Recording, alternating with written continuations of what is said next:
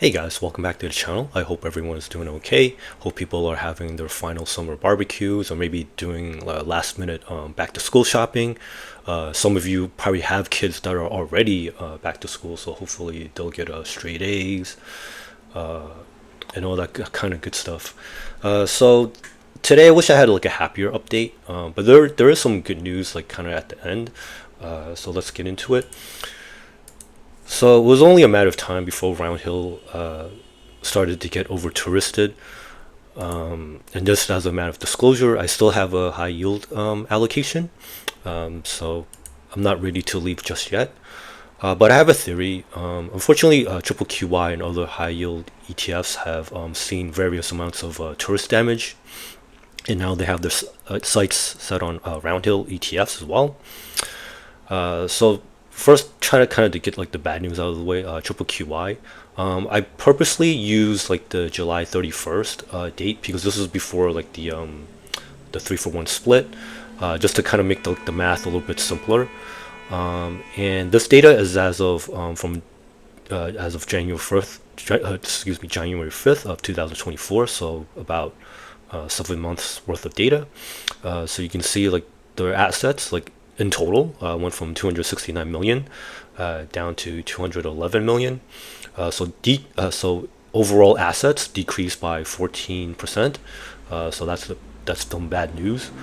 And just to add insult to injury, the share count actually went from 15.6 million up to 17.5 million. So as you can see, net asset value is the net total assets outstanding divided by the share count.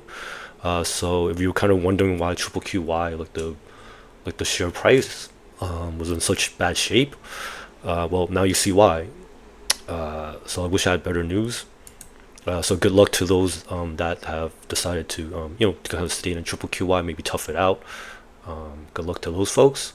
And then just to kind of give you what like a normal ETF should behave like. So I picked IQQQ. This is Pro Shares.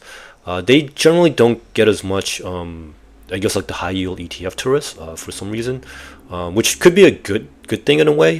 So this could be like one potential hideout. So they started around like the same time as Roundhill. IQQQ, that is. This is a March 18th start date to August 30th. So you have about 5 months worth of data. So the assets went from 4 million up to almost 72 million. So that's a asset increase of 1,699%. And the share count outstanding 100,000 up to 1 million, 1.7 million. Let's call it. So the share count went up in a corresponding fashion. So 1,630%. So they're almost in lockstep. So that's what I like to see in my ETF holdings. So now in terms of a QDTE, so I've noticed like a proliferation of Roundhill related videos from both big and small YouTubers. They've started to kind of hype up QDTE, and unfortunately this is going to attract a lot of like high yield tourists and maybe even locusts. So it's going to be really annoying for a while, but not too worried just yet since QDTE. I'm picking. Oh, I'm sorry. It shouldn't be March 5th. It should be like March something. Sorry about that. I just caught my own mistake. So I'm not perfect either, but these numbers are good because I pulled up straight from the website and from like their old files that I downloaded. So QDTE started with 9.1 million, and then went all the way up to 311 million.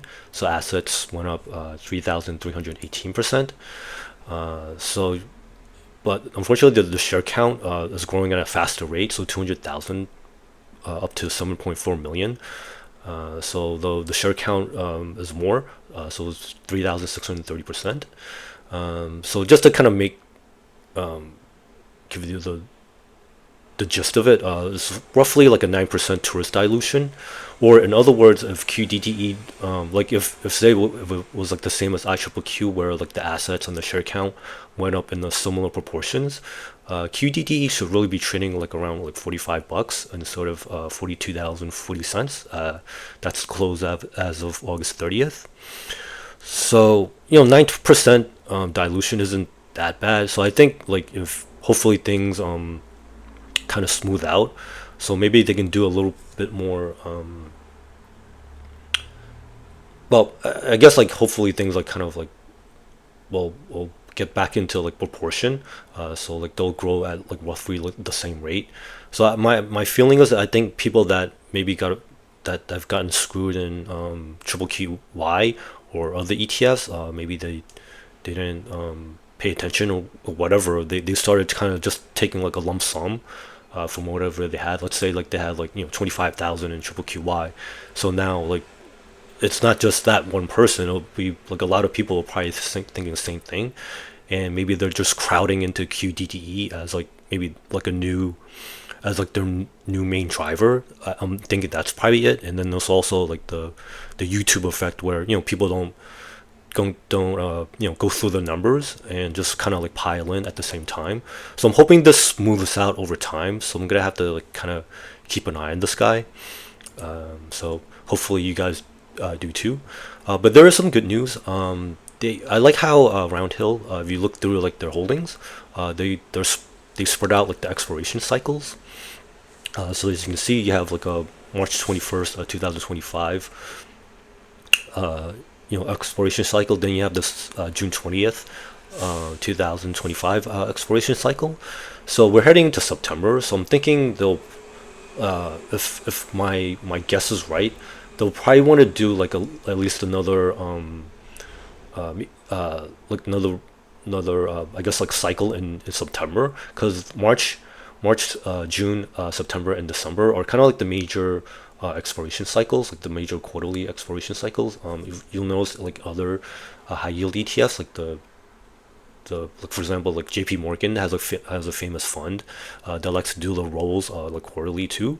So I'm thinking this is done for liquidity purposes. So now of course this is just my guess. I don't know how Roundhill management does things, but so far the way they're doing things, I like what I'm seeing. So hopefully they can continue. So just to manage like the assets a little bit more orderly. So enough of that. And then there's more potential good news. So if you go to like in the description, I put it like the link to the RDTE. So they put up like the kind of like the, I guess like a beginner or like a starter link for this particular fund. So I'm guessing this should be coming out soon as well. This will give us like more diversification, so people don't just crowd into QDT. Maybe they can spread it out to XDTE or RDTE, whatever. So you don't see like this tourist erosion. Of course, like this is just like the target launch, like they said, early September over here. So like I guess if you want to stay updated, you can put in your email and go to the site directly, and you can just play around. And some other good news, I've noticed like they kept like this fund relatively simple. So I think for a larger accounts, so that like for myself, I want to be careful not to kind of just plow into any one particular ETFs. Like I want to like spread it out. So I think it's good for people that have like previous trading or investment experience. Maybe consider learning how to like sell diagonal spreads, because this is basically what this is. So this is like poor man's covered calls using like the indices. So you can kind of copy like the Roundhill trades at first, just to kind of get your feet wet, and then like over time you'll naturally like learn how to adjust the strikes to your own liking. So I think that could help possibly alleviate any tourist overcrowding in any one ETF. But of course, this is just like my observation and an opinion. So as always, you should stay on top of your investments and your hedges. Please don't forget to give this video a like, subscribe. Super thanks, I greatly appreciate it. Thank you for watching, and I'll see you in the next video. Bye now.